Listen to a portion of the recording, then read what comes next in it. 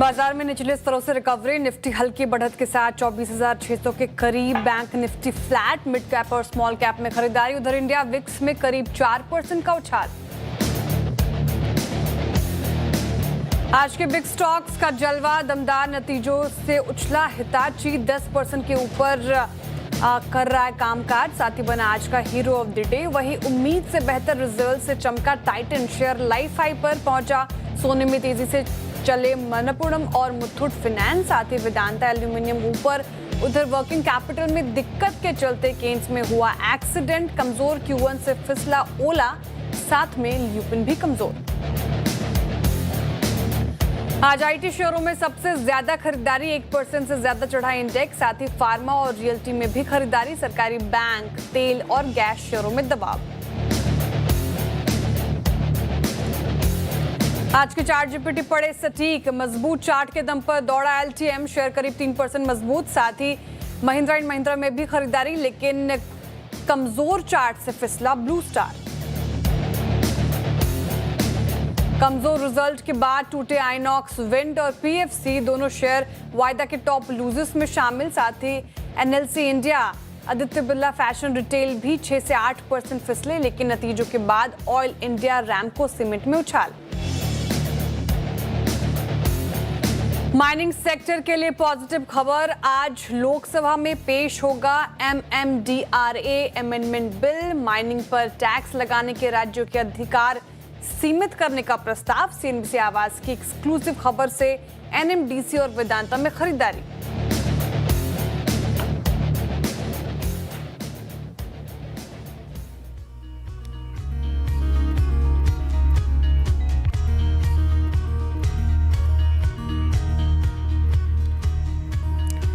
नमस्कार, सीएनबीसी आवाज Motilal Oswal live studio में आप सभी का स्वागत है। आप देख रहे हैं ट्रेडर्स हॉटलाइन। मैं हूं आपके साथ श्रेया ठाकुर और मेरे साथ मौजूद है मार्केट एक्सपर्ट गाबा सर, जो अगले आधे घंटे आपके सवालों के जवाब देंगे, साथ ही बताएंगे कि इस मार्केट में करना क्या है। हफ्ते का पहले कारोबारी सत्र और बैंक निफ्टी जहां आपको इन रेड कारोबार दिखाई देगा, वही निफ्टी भी फ्लैट है लेकिन इन ग्रीन। निचले स्तरों से निफ्टी अब रिकवरी की तैयारी करता हुआ इन ग्रीन 24 अंक ऊपर है। अब देखते कि निफ्टी रख दीजिएगा स्क्रीन पर कि निफ्टी में ये रिकवरी कितनी आगे बढ़ती है। देखिए निचले स्तरों से रिकवरी और अब इन ग्रीन आने की तैयारी कर रहा है। इनफैक्ट इन ग्रीन 22 अंक ऊपर है। ब्रेथ ठीक ठाक बनी हुई है, हालांकि आउट परफॉर्मेंस ब्रेथ में नहीं है, लेकिन झुकाव जो है अभी भी एडवांसेस की तरफ नजर आएगा आपको। 1755 ऐसे स्टॉक्स जहां पर खरीदारी हो रही है, 1263 ऐसे स्टॉक्स जहां पर प्रेशर है। प्रेशर पीएसयू बैंक्स की वजह से। एक बार कंट्रीब्यूशन प्लेट रखिएगा निफ्टी का स्क्रीन पर और फिर बैंक निफ्टी का भी देखेंगे, और इसमें आपको नजर आएगा एसबीआई जिसके नतीजे आए। हालांकि नतीजे ठीक ठाक थे, मैनेजमेंट की कमेंट्री भी ओकेश थी, लेकिन स्ट्रीट का वर्डिक्ट है कि यहाँ से अब उतनी आउट परफॉर्मेंस नहीं होगी। रिलायंस आपको नजर आएगा जो ट्रैक कर रहा है, भारतीय एयरटेल और आईटीसी भी इस लिस्ट में शुमार है। लेकिन दूसरी ओर देखिए टाइटन नतीजों के बाद चढ़ गया, एचडीएफसी बैंक से सहारा मिल रहा है, आईटी पैक सहारा दे रहे हैं और मेटल स्टॉक्स में दमखम है। एक बार बैंक निफ्टी का भी कॉन्ट्रीब्यूशन रख दीजिए क्योंकि bank Nifty in red flat नजर आएगा आपको। यहाँ पर भी आपको पीएसयू बैंक्स की कॉन्ट्रीब्यूशन प्लेट में नजर आएंगे जो ट्रैक कर रहे हैं एसबीआई जैसे काउंटर्स। एक बार कंट्रीब्यूशन बैंक निफ्टी का भी रखिएगा स्क्रीन पर। आईसीआईसीआई, इंडसइंड और पीएनबी ड्रैग कर रहे हैं। लेकिन क्या करना चाहिए गाबा सर, स्टॉक स्पेसिफिक मूव तो अच्छा है मार्केट में, लेकिन इंडाइसेस में वो नजर नहीं आ रहा। जो रिकवरी निफ्टी ने दिखाने की कोशिश की है, क्या ये आगे और बढ़ेगी और क्या स्ट्रैटेजी आज के लिए आप देख पा रहे हैं निफ्टी बैंक निफ्टी में? Good morning sir. Good morning Shreya. Basically क्या है कि मार्केट एक रेंज बाउंड पर है, अपर रीजन में सेलिंग आ रही है, लोअर रीजन से बाइंग आ रही है, तो रेंज बाउंड है। क्लियर कट ट्रेंड जो हाई टाइम फ्रेम पे वो मिसिंग है, वही हम देख रहे हैं नॉर्मली काफी दिनों से। आज का जो लो है करीब 24,600 का है निफ्टी फ्यूचर्स। इससे पहले भी यहाँ पर एक लो मिल चुका है, तो यहाँ पर एक डबल बॉटम बन चुका है। तो यहाँ से एक अपमूव थोड़ा मिल सकता है। अगर अपमूव मिलता है तो कहां तक यह कटेगा? Possibly 24,700 to 750।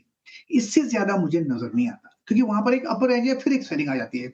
तो मार्केट टिपिकली साइडवेज जोन पर है, तो ट्रेड करना है छोटे छोटे जोन्स, मतलब ओवरनाइट पोजीशंस घर नहीं ले आ सकते, लेकिन ट्रेड करना है इंट्राडे के लिए निफ्टी और बैंक निफ्टी। लेकिन स्टॉक स्पेसिफिक मूव्स यस बिल्कुल ठीक ही नजर आते हैं मुझे। इंट्राडे पर्सपेक्टिव से ही रहेगा कोई मूव निफ्टी और बैंक निफ्टी में फिलहाल। चलिए तो व्यू हमने समझ लिया इंडाइसेस पर। अब क्वेरीज आपके एड्रेस करते हैं। बहुत सारे सवाल आए हैं आपके, तो सबसे पहले वो नंबर नोट कर लीजिए। ये भी आप प्रश्न पूछते हैं बहुत सारे कि प्रश्न पूछे कैसे, सवाल पूछे कैसे। तो व्हाट्सएप नंबर है आपके स्क्रीन पर 7045220000। इस पर अपने सवाल भेजें। इसके अलावा आप CNBC आवाज के सोशल मीडिया प्लेटफॉर्म्स #आस्क आवाज पर भी अपने क्वेश्चन पूछ सकते हैं और श्रेया ठाकुर को डायरेक्टली DM करके भी अपने प्रश्न पूछ सकते हैं। आगे बढ़ते हैं और हमारे साथ जुड़ रहे हैं अब सचिन जी पुणे से। सचिन जी नमस्कार। नमस्कार मैडम, श्रेया मैडम नमस्कार जी नमस्कार सर, सवाल आपका। बजाज हाउसिंग फाइनेंस से मेरे पास 750 शेयर है। मैंने एवरेज करके 106 पे लिया है। तो पहला सवाल था। और लॉन्ग टर्म के प्रोस्पेक्ट के लिए लिया था। तो उसमें गावा सर है ना अभी? जी गाबा सर हमारे साथ मौजूद है। गुड मॉर्निंग गावा sir. Good morning. Good morning. Good morning. तो लॉन्ग टर्म के हिसाब से मुझे ये प्रश्न पूछना था कि क्या करूँ, होल्ड करूँ या सेल करूँ? ठीक है। बजाज हाउसिंग फाइनेंस और 106 आपने अपनी एवरेजिंग खरीद बताई। 85 पर कर रहा कारोबार, लॉस हो रहा है आपको। स्टॉक ने कुछ खास परफॉर्मेंस दिखाई नहीं है, काफी कंसोलिडेट किया है। इनफैक्ट इस साल में अब तक 12% के नेगेटिव रिटर्न से मिले हैं। और बहुत लोग फंसे हैं गाबस बजाज हाउसिंग फाइनेंस में। एक फैंसी IPO उसके बाद चला था, उसके बाद फिर जिस तरीके से गिरावट आई वो कभी रिवाइव नहीं कर पाया। क्या करना चाहिए इनको? होल्ड कर सकते हैं ये काउंटर? देखिए, ऐसा है कि बजाज हाउसिंग फाइनेंस लिस्टिंग बहुत हैवी हुई थी क्योंकि लोगों को मिले नहीं, तो चेस करते करते काफी लिस्टिंग हाई मिली। उसके बाद लगातार हम प्रॉफिट बुकिंग देख रहे हैं क्योंकि IPO में जिसको मिला वो प्रॉफिट बुक करे। टेक्निकली चार्ट स्ट्रक्चर वीक है, लेकिन जो 70 का जो लो है ये मुझे लगता है ये होल्ड करेगा। उसके बाद हम एक अपमूव देख रहे हैं करीब 5-6 महीने से, मतलब वो ब्रीच नहीं हुआ है, साइन ऑफ स्ट्रेंथ। लेकिन इतना भी स्ट्रेंथ नहीं है। अपमूव मिल सकता है, 100-110 तक जाएगा, फिर वहां पर जाके अटकेगा, वहां पर फिर फ्रेश मूव बनेगा साइडवेज जोन। लेकिन ये पेडिग्री अच्छी है स्टॉक की, इसलिए लॉन्ग टर्म के लिए होल्ड कर सकते हैं, नुकसान नहीं होना चाहिए मेरे ख्याल से। होल्ड कीजिए, थोड़ा वक्त लगेगा रिकवर करने को प्राइस पे, लेकिन ये जगह लॉस बुक करने की नहीं है बजाज हाउसिंग फाइनेंस। ठीक है, ये जगह लॉस बुक करने की नहीं है बजाज हाउसिंग फाइनेंस में। पेडिग्री अच्छी है, आप होल्ड कर सकते हैं। गाबसर की राय इस पर्टिकुलर काउंटर पर आती हुई। आगे बढ़ते हैं, हमारे साथ जुड़ रहे हैं अब सुमित जैन जी। सुमित जी नमस्कार। नमस्कार मैम जी, प्रश्न आपका। जी सर, मेरे पास MV फोटोवोल्टिक पावर लिमिटेड के 100 शेयर हैं और ये मैंने खरीदे थे। ये मेरी बाइंग है 312 रुपए की। तो मुझे इसमें क्या करना चाहिए? मुझे इसमें रुकना चाहिए या अभी इसमें बने रहना चाहिए? काउंटर काफी अच्छा है क्योंकि आपने अपनी खरीद बताई 330 बताई, 312 बताई सुमित जी। 312। हाँ, तो अच्छे प्रॉफिट में भी हैं आप। और इस साल में अब तक एक बार रखिएगा MV फोटोवोल्टिक का चार्ट। इस साल में अब तक 76% से ज्यादा के रिटर्न्स दिए हैं इस पर्टिकुलर काउंटर ने और शानदार रैली यहाँ पर देखने को मिल रही है। आज भी देखिए 4.5% ऊपर है। काफी भागा है गाबसर ये काउंटर। आपको मिल गया ना सर गाबसर ये काउंटर? मैं कोशिश कर रहा हूँ निकालने के लिए। मैं आपको बेसिक कोड भी दे देती हूँ। मिल गया मुझे। मिल गया? मुझे MB मिला है, मिल गया। प्राइस करीब 333 की है। बिल्कुल मिल गया। बिल्कुल। चार्ट पर बेहद स्ट्रांग है गाबसर। क्या करना चाहिए इनको प्रॉफिट में? बिल्कुल होल्ड करना चाहिए। सिंपल, जब चार्ट स्ट्रांग हो तो करेक्शंस भी आएंगे तो भी एब्जॉर्ब हो जाएंगे। इसके करेक्शन साइडवेज है, साइन ऑफ स्ट्रेंथ। अब ट्रेड करा 333 के आसपास, लिस्टिंग के बाद अच्छा आपको मिला है। मेरे ख्याल से होल्ड करना चाहिए लॉन्ग टर्म के लिए और लक्ष्य होना चाहिए मेरे ख्याल से 500 का, अगर लॉन्ग टर्म का सोच रहे हैं। उसके बाद फ्रेश लुक लीजिएगा, जब न्यू हाई नया बन जाएगा तब 500 भी आ जाएगा। MBE। ओके, MV फोटोवोल्टिक पर ये राय हो गई। गाबा सर कह रहे कि आप होल्ड कर सकते हैं इस पर्टिकुलर काउंटर को। और 10:45 पर हम हिंडाल्को के मैनेजमेंट से चर्चा करेंगे उनके अर्निंग्स को लेकर। तो CNBC आवाज के साथ बने रहिए। आगे बढ़ते हैं और हमारे साथ अब जुड़ रहे हैं प्रदीप जी दिल्ली से। प्रदीप जी नमस्कार। नमस्कार जी। जी, सवाल आपका। मैडम, मैंने 456 में 250 शेयर लिए थे ITC के। तो when it was very high, तो स्टॉप लॉस तो नहीं लगाया, बट अभी प्राइस बहुत कम हो गया है। तो वेट शुड कितना वेट करना पड़ेगा या निकालना पड़ेंगे? बहुत ही हाई साइड की खरीद हो गई, उसके बाद तो एकदम एक तरफा टूटा है ये काउंटर, 32% का नेगेटिव रिटर्न। इस साल में अब तक भी देखें तो आप करीब करीब 22% टूट गया गाबासर, बहुत लॉस हो रहा है इनको, 170-71 रुपए प्रति शेयर का लॉस और हायर साइड इनकी खरीद है। अब क्या किया जाए? देखिए, ऐसा है कि लॉस तो बहुत हुआ है, लेकिन इसको कॉस्ट रिकवर करते करते भी काफी वक्त लगेगा। लेकिन अब ऐसी जगह पे आईटीसी 284, मुझे यहाँ से गिरावट बहुत कम लगती है। अगर गिरावट आ भी जाएगी तो 262 बहुत स्ट्रॉन्ग सपोर्ट जोन है आईटीसी का। लेकिन ये आईटीसी डिविडेंड प्ले अच्छा है, तो इस जगह पे निवेश इन्वेस्ट करने के लिए लॉन्ग टर्म के लिए अच्छा स्टॉक है। अगर इनको ऐड करना है तो ये जगह अच्छी है। नॉर्मली मैं रिवर्स एवरेजिंग की सलाह नहीं देता, एक इन्वेस्टमेंट की सलाह देता हूँ। किसी को ऐड करना है यहाँ पर या फ्रेश टुक लेना है फॉर लॉन्ग टर्म तो ले सकते हैं। वो जो आज खरीदे वो कब बेचें, अरे 400 के आसपास। वक्त लगेगा, इनकी कॉस्ट हाई है, लेकिन कम से कम एक ट्रेड बनता है यहाँ पर आईटीसी का लॉन्ग टर्म के लिए, वैल्यू बाइंग बन सकती है, क्योंकि 292 262 स्ट्रॉन्ग सपोर्ट है टेक्निकली। ठीक है, तो आप इन लेवल्स पर एवरेजिंग भी कर सकते हैं। लॉन्ग टर्म पर्सपेक्टिव से आईटीसी आप इसे होल्ड कर सकते हैं। गाबासर की राय आती हुई, चलिए इसी के साथ वक्त हो रहा है एक छोटे से ब्रेक का। ब्रेक के उस पार हिंडाल्को के मैनेजमेंट से भी चर्चा होगी, साथ ही आपके स्टॉक स्पेसिफिक सवाल भी लिए जाएंगे। जल्द लौटते हैं।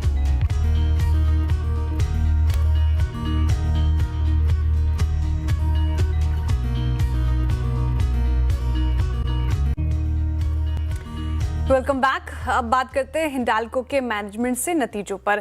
क्वार्टर 1 में कंपनी के एल्यूमिनियम और कॉपर कारोबार का प्रदर्शन काफी मजबूत रहा है। एल्यूमिनियम कारोबार में एबिटा 7,688 करोड़ रहा, जबकि कॉपर एबिटा भी अनुमान से काफी बेहतर रहा। नतीजों को लेकर आगे की रणनीति और ग्रोथ आउटलुक पर बात करने के लिए हमारे साथ जुड़ रहे हैं हिंडाल्को के एमडी सतीश पै जी। सतीश जी नमस्कार, सीएनबीसी आवाज पर आपका बहुत स्वागत है। Very good morning to you.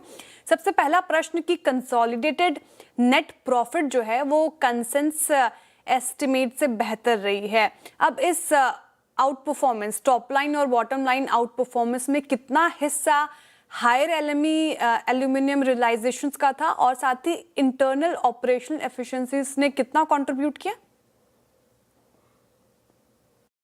तो अगर आप देखिए, आप जैसे बोल रहे थे कि ये रिजल्ट्स बहुत अच्छे थे, तो ये रिजल्ट्स अच्छे होने के पीछे में आपको देखना पड़ा है कि हमारे हर बिजनेस का परफॉर्मेंस ठीक था।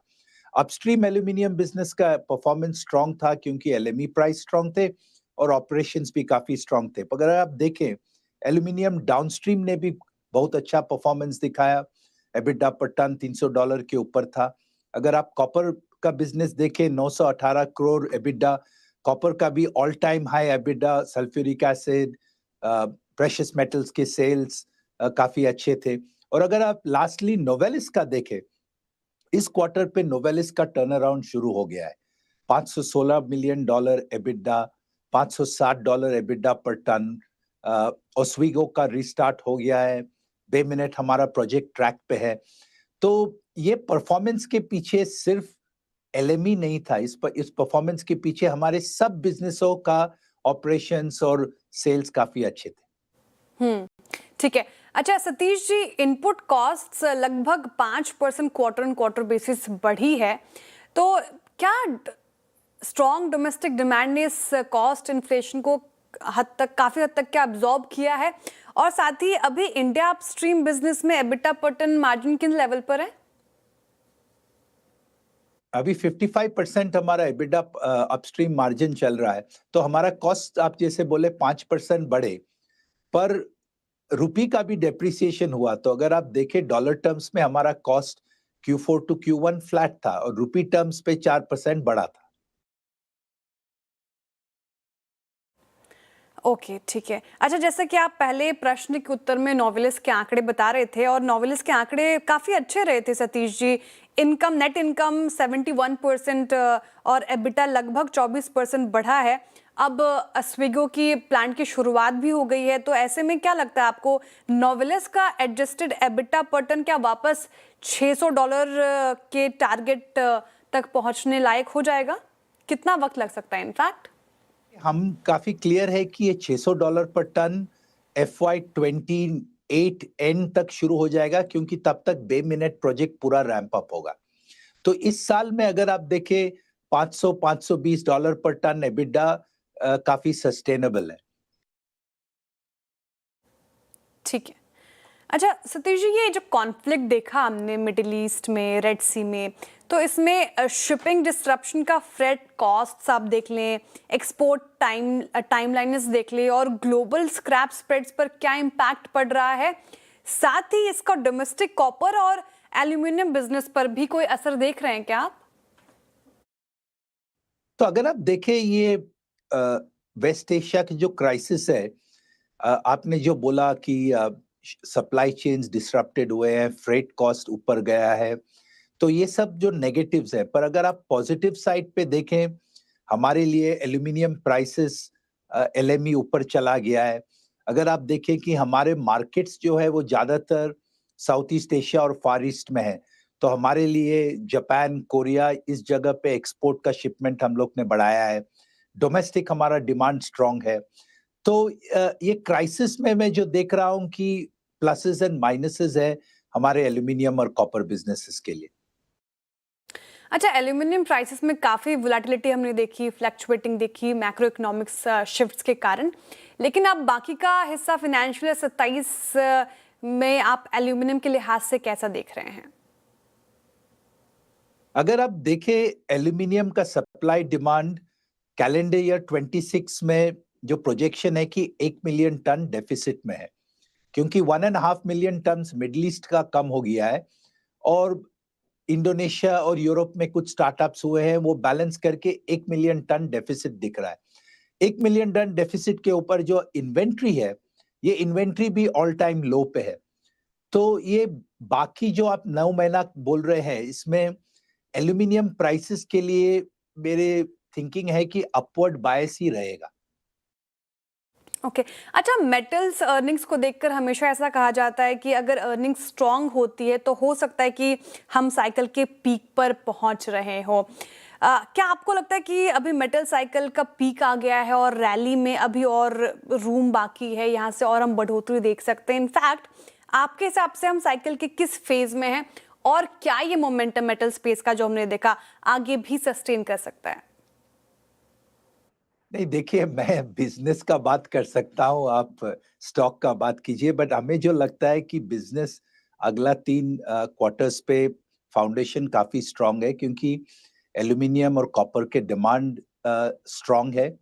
अगर आप देखें सप्लाई डिमांड के तरह से, सो प्राइसेस भी काफी स्ट्रांग रहेंगे और हमारे जो ऑपरेशंस, हमारे प्रोडक्ट्स, कस्टमर सर्विस, इस पे हम लोग ध्यान दे रहे हैं, जो हम कंट्रोल कर सकते हैं।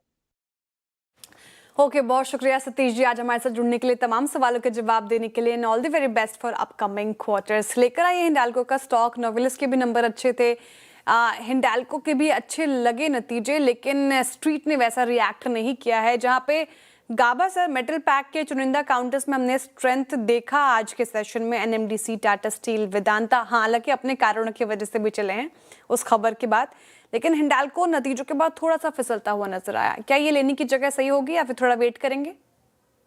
थोड़ा वेट करना चाहिए। उसका रीजन ये है कि हिंडाल्को का जो बेस बना है करीब 950 के आसपास बना हुआ है, अब ट्रेड कर रहा है 1051 के आसपास। थोड़ा उसके नीचे आने दीजिए, शायद 975 1000 एक जोन है, सपोर्ट जोन साइकोलॉजिकल, तो वहां पर लेने की जगह बन जाती है। फिर एक up move for long term. Basically chart structure positive है, लेकिन शॉर्ट टर्म में थोड़ा एक्सटेंडेड हो चुका है, इसलिए अनएक्सटेंडेड होना जरूरी है, अनस्ट्रेचिंग की जरूरत है Hindalco. So for good.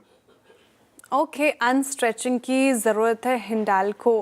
Gauba sir, background में देख रही थी सुबह चेंज हो गया है, मुंबई वापसी हो गई क्या? जी हाँ, मैं वापस भारत आ गया, बिल्कुल भारत आ गए sir. How was the experience of Dubai? Dubai was beautiful. It's grand, nice. I went to visit my children. That's all. Lovely place. बहुत अच्छी जगह। Okay sir, interesting. Good to see you in Mumbai. Good to see you in Mumbai sir. Okay, हाँ चलिए, अब वक्त हो रहा है शो को वाइंड अप करने का। बहुत शुक्रिया गाबा सर हमारे साथ जुड़ने के लिए, तमाम सवालों के जवाब देने के लिए, और दर्शकों का भी बहुत बहुत आभार इस तादाद में जुड़ने के लिए, अपने प्रश्न पूछने के लिए, जिनके भी सवाल रह गए होंगे। फिर से कल ट्विटर्स हॉटलाइन में क्वेरीज को एड्रेस करने की पूरी कोशिश करेंगे। छोटा सा ब्रेक के उस पार देखिए खिलाड़ी नंबर 1।